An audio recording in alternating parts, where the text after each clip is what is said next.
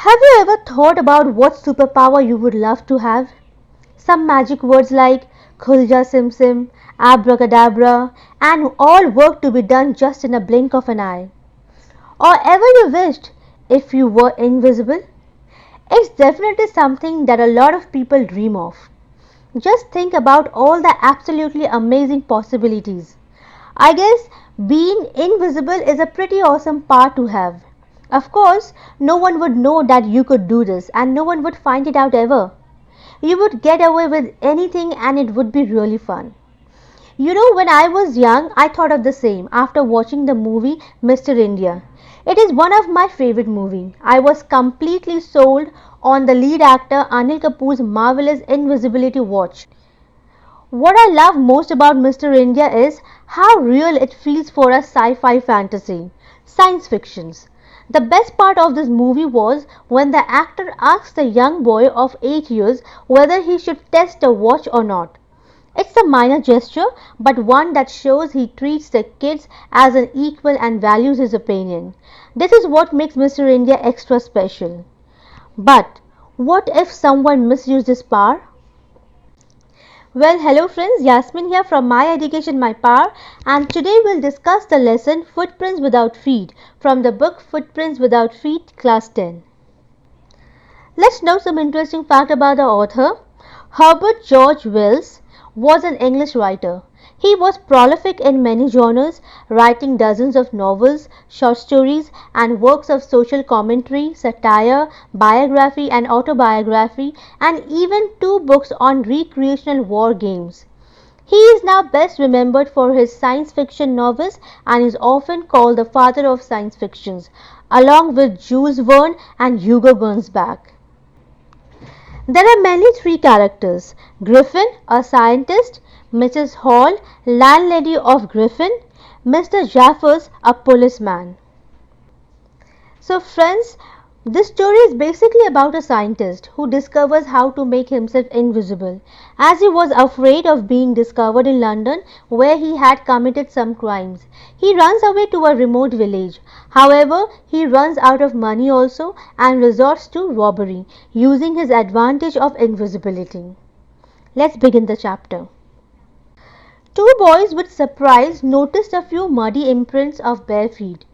They started wondering that what a barefoot man was doing on the steps of a house in the middle of city London. They wondered where the man was, as they could see only the footprints. They did not see any man around. They suddenly saw another footmark. The man was still not visible.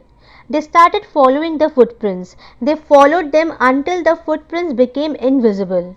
They had been following a scientist who had discovered how to make the human body transparent or invisible.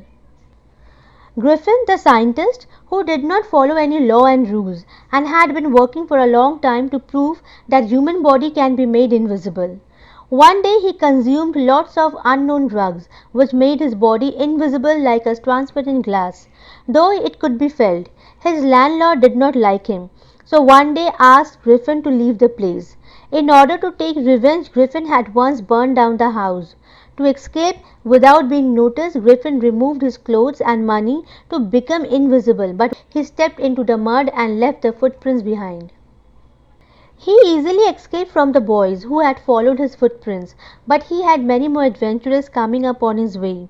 He had chosen a very bad time to move out in London, as it was winter season and the air was extremely cold, so he decided to stay inside a store to get himself warmth. It was the closing time when he went inside the store, and the doors of the store were shut and nobody was there inside. He got some new clothes there. He became visible again as he wore shoes, overcoat, new clothes and a hat. He then found lots of foods and drinks to have. Then he slept on the pile of quilts. If Griffin had woken up on time, then everything would have been good. But next morning, when the assistant came and started approaching him, he became nervous and started running away. Then the assistant started chasing him as well. He managed to escape because he quickly removed his clothes. Again he was invisible and naked in the extreme winter season of January. This time he decided to try clothes from a drama company as he knew that he would surely find something to cover his face with. He quickly reached the center of the drama company and found a desirable shop. He came out wearing bandages around his forehead, false nose, a big and thick hair on side of his face and a hat. As he did not have any money, he attacked the shopkeeper and robbed all his money.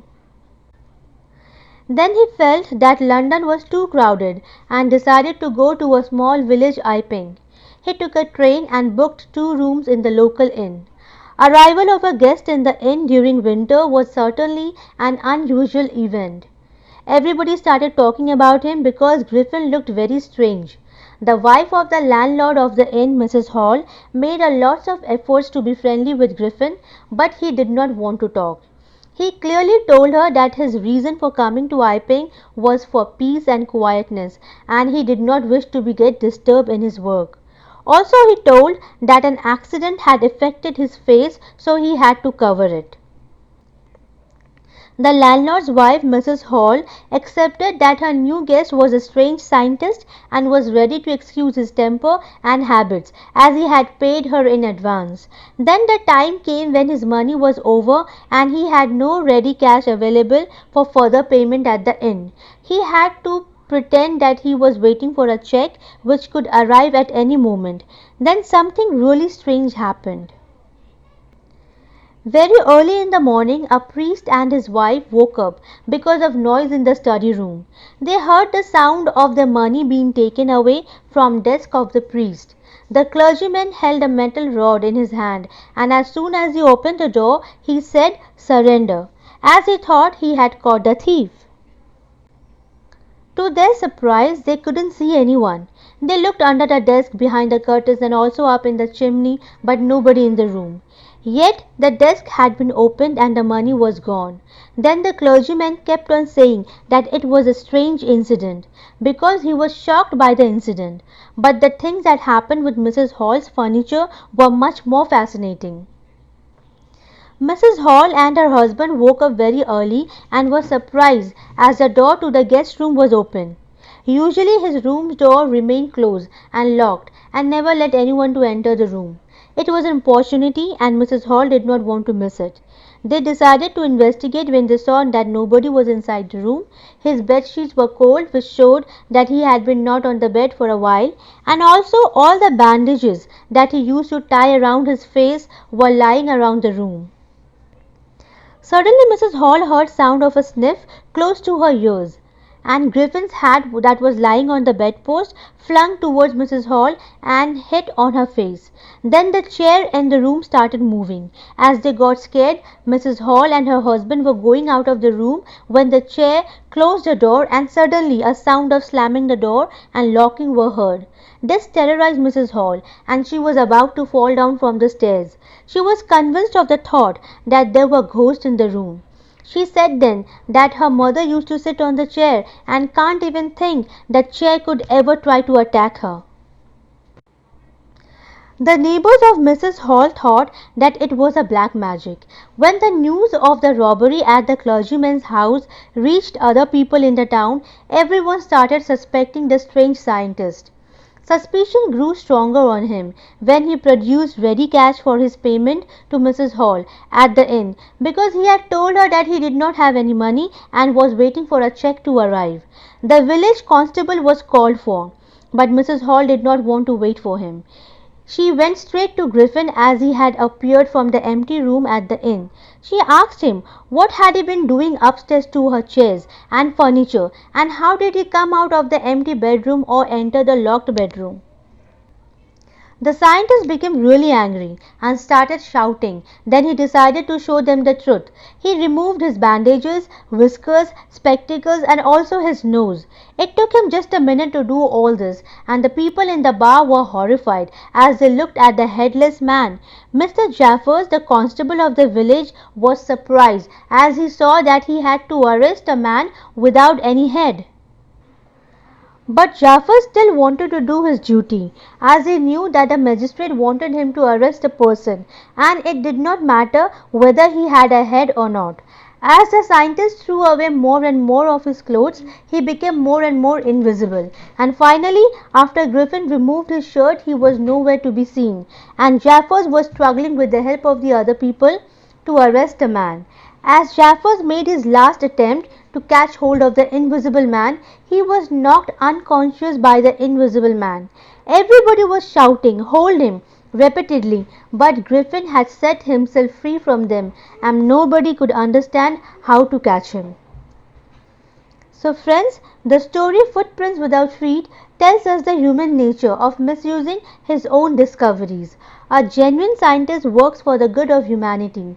He believes in making human lives more comfortable, easier and pleasurable. He does not misuse his inventions for his selfish motive or personal gains.